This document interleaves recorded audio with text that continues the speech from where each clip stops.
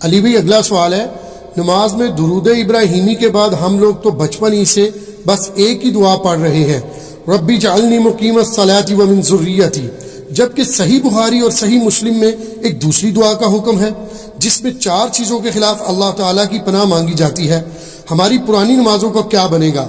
Please کوئی حل ضرور بتا دیں، شکریہ۔ پہلی بات ہے کہ پرانی نمازوں میں تو اپنے بابوں کو روئے نہ جنہوں نے آپ کو ادھورا دین دیا ہے۔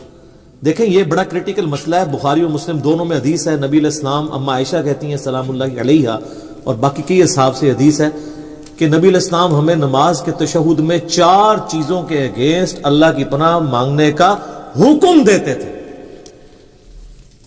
حکم کے الفاظ تو بڑے سخت ہیں، اور حتیٰ کہ صحیح مسلم میں ایک طریق کے اندر آتا ہے کہ طاؤس تابعی جو عبداللہ ابن عباس کے شاگرد تھے، بخاری مسلم کے حدیثوں کے راوی ہیں، وہ یہ کہتے تھے کہ جو شخص ان 4 چیزوں کے اگینسٹ تشہد میں اللہ کی پناہ نہیں مانگتا تو میرے نزدیک اسے نماز ہی دوبارہ پڑھنی چاہیے۔ اتنی سختی تو بھول چک معاف ہے، پہلے جو کچھ ہو چکا وہ معاف ہے۔ یہ جو ان کی سختی ہے یہ بھی تاکید کے لیے، ویسے تو کوئی تشہد کے بعد درود شریف پڑھ لے تو اس کی نماز کامل ہے، دعائیں سنت میں آتی ہیں، فرائض میں نہیں آتی، لیکن طاؤس تابعی رحمہ اللہ کا یہ موقف تھا، چونکہ نبی الاسلام نے حکم دیا ہے نماز میں پڑھنے کا، اس کو حکمیہ لینا چاہیے۔ تو بخاری مسلم الفاظ ہیں 4 چیزوں کے شر سے، مختلف الفاظ کے ساتھ ہیں، وہ چیزیں 4 ہی ہیں۔ اللہم انی اعوذ بک من عذاب جہنم ومن عذاب القبر ومن فتنة المحیا والممات ومن شر فتنة المسیح الدجال، یعنی جہنم کے اگینسٹ اللہ کی پناہ، عذاب قبر کے اگینسٹ اللہ کی پناہ، زندگی اور موت کے فتنے کے اگینسٹ اللہ کی پناہ، اور دجال جس کا دجل سے ایمان والوں کو اللہ ہی بچائے، آمین ثم آمین، اس کے اگینسٹ اللہ کی پناہ۔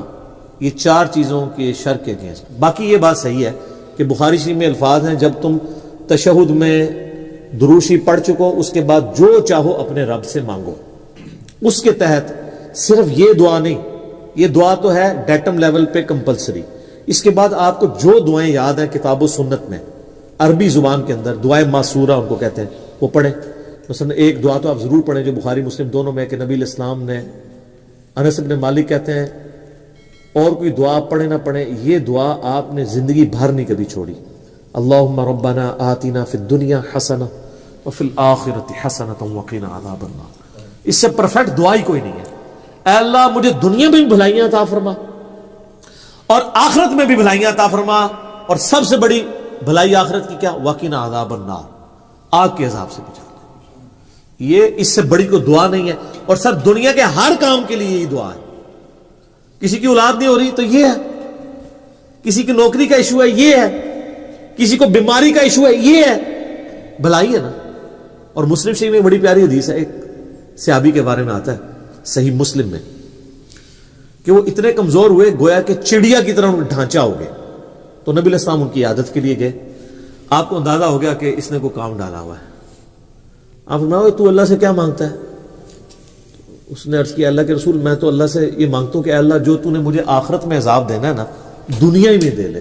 ہوئے اب سبحان اللہ، کیا تم اللہ کے عذاب کو برداشت کرنے کی طاقت رکھتے ہو؟ یہ تم کیوں کہہ رہے ہو کہ اے اللہ جو مجھے آخرت میں عذاب دینا دنیا میں دے لے؟ وہ دنیا میں بھی اللہ کا عذاب تو کوئی نہیں برداشت کر سکتا، اور تمہیں تو چاہیے تھا تم دعا کرتے اللہم ربنا آتنا فی الدنیا حسنہ وفی الآخرۃ حسنہ وقنا عذاب النار۔ یہاں ہم ایسے صوفیاء کہتے ہیں کہ ان کو جوئیں پڑی رہتی تھی، کوئی جو نیچے گرتی تھی پھر اوپر رکھ لیتے تھے۔ یہ گند مند دین نہیں ہے اسلام۔ اسلام میں تو یہ ہے کہ آپ نے اللہ سے بھلائیاں مانگنی ہے، تو نبی علیہ السلام کا بھلائی مانگتے، صحابہ کہتے ہیں اس نے وہ دعا پڑھی، وہ اس طرح صحیح ہو گیا جیسے ایک چوزا جب پیدا ہوتا ہے اس کے بعد میں پر نکل آتے ہیں زندہ ہو جاتا ہے، وہ اس طرح وہ اپنی بیماری سے باہر نکل آیا۔ یہ دعا اپنے تشہد میں پڑھے۔ اچھا ایک اور دعا ہے جو سیدنا ابوبکر نے حضور سے مانگ کے لی ہوئی ہے، دیکھ لیں صحابہ کرام تو مانگتے بھی تھے، تو کیا مانگتے تھے؟ صحیح بخاری میں حضرت ابوبکر نے کہا یا رسول اللہ، یعنی آپ علیہ السلام نے ترغیب دلائی ہے تشہد میں دعاؤں کی، تو مجھے کوئی ایک خاص دعا ایسی دے دیں جو میں پڑھوں۔ تو آپ صلی اللہ علیہ وآلہ وسلم نے ان کے لیے دعا ان کو تعریف فرمائی، اللہم انی ظلمت نفسی ظلما کثیرا ولا یغفر الذنوب الا انت فاغفر لی مغفرۃ من عندک وارحمنی انک انت الغفور الرحیم. یہ وہ دعا پڑھتے تھے. اس کے علاوہ بھی کئی دعائیں ہیں. رب اجعلنی ضرور پڑھیں. میں تو بلکہ کہتا ہوں رب اجعلنی مقیم الصلاۃ ومن ذریتی ربنا وتقبل دعا. اس میں ماں باپ کے لیے اولاد کے لیے دعا ہے. ایک اسپیسیفکلی اپنے ماں باپ کے لیے دعا کریں جو قرآن میں اللہ نے حکمن کہی ہے, رب ارحمہما کما ربیانی صغیرا. اے رب ان دونوں پہ رحم فرما جس طرح بچپن میں انہوں نے مجھ پہ رحم کیا تھا. یہ دعا پڑھیں. اور سر ایک اور دعا بھی یاد ضرور کریں. میں نے بڑی دفعہ اس کی ترغیب دلائی ہے, خدا کے لیے اب اس کو سیریس لیں. مشکات شریف میں 748 نمبر حدیث ہے. یہ مجھے زبانی یاد ہو گیا ہے نمبر بتا کے, ترمذی کے حوالے سے. جامعہ ترمذی میں سورہ صاد کی تفسیر میں یہ آیت ہے, یہ والی حدیث ہے. مشکات میں کتاب المساجد چیپٹر میں پہلی جلد میں 748 نمبر حدیث ہے. نبی علیہ السلام نے جب اللہ کی خواب میں زیارت کی تھی تو انہوں نے اللہ تعالیٰ سے وہ دعا مانگی تھی. جب نبی علیہ السلام کو اللہ نے کہا مانگ, کیا مانگتا ہے, تو آپ نے کہا اللہم انی اسألک فعل الخیرات وترک المنکرات وحب المساکین وان تغفر لی وترحمنی وَإِذَا أَرَدْتَ فِتْنَةَ فِي قَوْمٍ فَتَوَفَّنِي غَيْرَ مَفْتُونٍ أَسْأَلُكَ حُبَّكَ وَحُبَّ مَن يُحِبُّكَ وَحُبَّ عَمَلٍ يُقَرِّبُنِي إِلَى حُبِّكَ. کیا پرفیکٹ دعا ہے. یہ تشہد میں ضرور پڑھا کریں, بلکہ سجدے میں پڑھا کریں. صحیح مسلم میں حدیث ہے کہ انسان سجدے میں سب سے زیادہ اپنے رب کے قریب ہوتا ہے, لہذا خوب دعائیں مانگا کرو. اور اما عائشہ کے الفاظ ہیں بخاری اور مسلم میں کہ نبی علیہ السلام سجدے اور رکوع دونوں میں ایک دعا مانگا کرتے تھے, سبحانک اللہم وبحمدک, سبحانک اللہم ربنا وبحمدک اللہم اغفر لی. یہ بخاری مسلم میں رکوع اور سجدے کی تسبیحات کے ساتھ یہ بھی مانگتے تھے. ایک تو مسلم شریف میں حدیث ہے نا کہ آپ نے رکوع میں سبحان ربی العظیم پڑھنا ہے اور سجدے میں سبحان ربی الاعلی 3 دفعہ. اس کے بعد بخاری مسلم میں یہ تسبیح بھی ہے. ایک اور تسبیح صحیح مسلم میں سبوح قدوس رب الملائکۃ والروح. اور سجدے میں دعائیں بھی مانگے. اور ایک دعا تو میں نے آپ کو کئی بار بتائی ہے, ہماری کامیابی کا جو راز ہے, اصحاب کہف کی دعا, ربنا آتنا من لدنک رحمتا وہیئ لنا من امرنا رشدا. اے رب ہمیں اپنے پاس سے رحمت عطا فرما اور ہمارے اس کام میں کامیابی کی کو راہ نکال دے. اصحاب کہف کے لیے پھر کیا راہ نکلی ہے سر. وہ معجزہ ان کے ساتھ ہوا ہے جو کسی پیغمبر کے ساتھ بھی نہیں ہوا. حضرت عزیر کے ساتھ بھی 100 سال کا معجزہ ہوا تھا, ان کے ساتھ 300 سال تھا, اور 309 سال قمری اعتبار سے اور شمسی اعتبار سے 300 سال تھا. یہ دعائیں سر اللہ سے مانگیں. اللہ تعالیٰ نہ مانگنے والے سے ناراض ہوتا ہے اور مانگنے والے سے خوش ہوتا ہے. یہ کائنات کا ایسا بادشاہ ہے, بلکہ یہی بادشاہ ہے کہ جو نہ مانگنے والے سے ناراض ہوتا ہے. باقی تو دنیا میں کوئی بادشاہ ایسا نہیں ہے کہ آپ اس سے مانگیں اور بار بار مانگیں اور وہ تنگ نہ پڑے. اللہ کہتا ہے نہیں مانگو گے میں ناراض ہو جاؤں گا. ادعونی استجب لکم, سورۃ المؤمن آیت نمبر 60. اے میرے بندو مجھ سے مانگو میں عطا کروں گا. ان الذین یستکبرون عن عبادتی, جو تکبر کرے گا نا مجھ سے نہیں مانگے گا, میں اسے ذلیل و خوار کر کے دوزخ میں ڈال دوں گا. وَإِذَا سَأَلَكَ عِبَادِي أَنِّي, جب میرے بندے آپ سے پوچھتے ہیں میرے بارے میں تو آپ فرمانے کہ میں انی قریب, میں بالکل قریب ہوں. اجیب الدعوۃ الداعی اذا دعان, ہر سننے والے کی پکار سنتا ہوں جب وہ مجھے پکارتا ہے. لیکن شرط ہے فلیستجیبوا لی, تم بھی میرا حکم مانا کرو, ولیؤمنوا بی, اور مجھ پہ ایمان لاؤ جیسا کہ حق ہے تاکہ تم کامیاب ہو جاؤ. تو دعائیں یاد کریں, زیادہ سے زیادہ اللہ سے مانگیں. اور سر دعاؤں کے بعد آپ یہ نہ سمجھیں کہ دعا قبول مطلب نہیں ہوگی تو وہ ضائع جائے گی, ٹائم ضائع ہوگا. دعا کبھی بھی ریجیکٹ ہوتی نہیں ہے. دعا وہ عبادت ہے جو ریجیکٹ ہی نہیں ہوتی.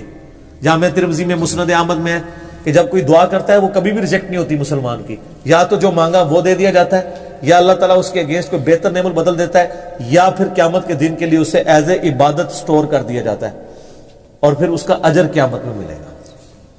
سنن نسائی الکبریٰ میں حدیث موجود ہے نا, جو وضو کے بعد پڑھ لے, سبحانک اللہم وبحمدک اشہد ان لا الہ الا انت استغفرک واتوب الیک, تو اللہ تعالیٰ فرشتوں کہتا ہے بس اس کو سٹوریج میں ڈال دو, اس کا تو اجر اب قیامت میں ملے گا. اتنا بڑا اجر. وضو کے بعد کی ایک یہ دعا بھی ہے جو محفل سے اٹھنے کی دعا بھی ہے, اور جو فرض نماز کے بعد کی بھی دعا ہے اور جو ہمارے گرین کارڈ پہ بھی ڈلی ہوئی ہے. 3 موقعوں پہ یہ دعا ہے.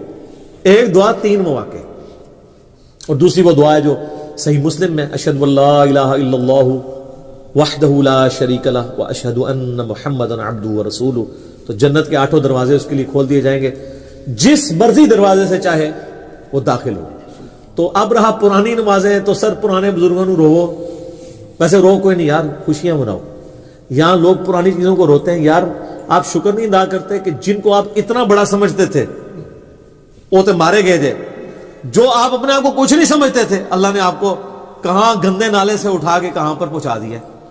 تو بزرگوں کے غم پہ اپنی آخرت کی خوشی کو ترجیح دیں. یہ میرا گولڈن کوٹ لے جائے. بزرگ بابوں کے غلط سکھانے کے غم پہ اور جو ان کے ساتھ ہو رہی ہوگی اس گمراہی پھیلانے پہ, اس کے غم پہ ترجیح دیں اس خوشی کو کہ میں بچ گیا. ٹھیک ہے. یعنی ہمیں لوگ کہتے ہیں نا جی آپ نبی الاسلام کی وفات کا غم کیوں نہیں مناتے؟ سر نبی الاسلام کے آنے کی خوشی اور آپ کے ذریعے جو ہمیں ہدایت اور ہمیشہ کی کامیابیاں جنت کی مل گئی ہیں وہ ان کے جانے کے غم پہ بھاری ہے. اگر غم بھاری ہوتا نا تو صحابہ کرام پھر رومن اور پرشین امپائر نہیں اکھاڑ سکتے تھے, وہ غم ہی لے کے بیٹھ جاتے.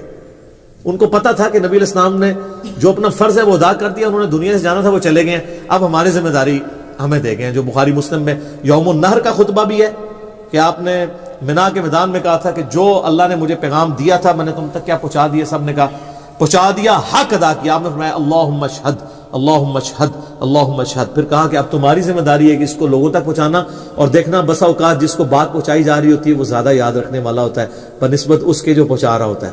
اور محدثین جب یہ حدیث پڑھا کرتے تھے تو کہا کرتے تھے صدق رسول اللہ. اوئے ہائے ہائے, رسول اللہ نے سچ کہا تھا. آج دیکھ لیں دین تو نکلا عرب سے تھا, لیکن یہ 6 کتابیں جو آپ کے سامنے رکھی ہیں ان میں کوئی بھی عربی نہیں ہے. آج چینل تو سعودی عرب کا ہوتا ہے جو ہم چینل دیکھتے ہیں, لیکن حدیثیں چل رہی ہوتی ہیں رشیا کی اور ایران کی.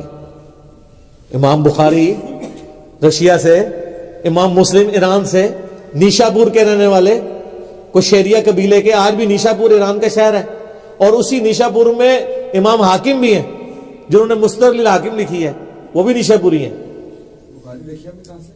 بخارا, ہاں رشیا میں بخارا. ٹھیک ہے, اب وہ رشیا کہا جاتا ہے نا اسے. اور تسی اگر نیٹی گریٹی سکھانا شروع کر دو جو گل ہے انہوں پڑھو. ٹھیک ہے, تو یہ ذالک فضل اللہ یؤتیہ من یشاء.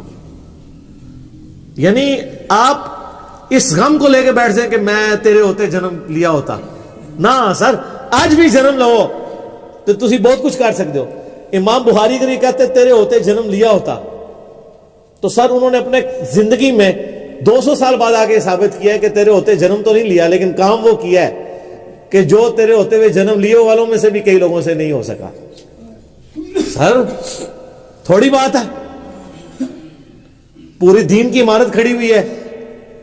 ٹھیک ہے, تو غم کی بجائے نا کام کیا کرے.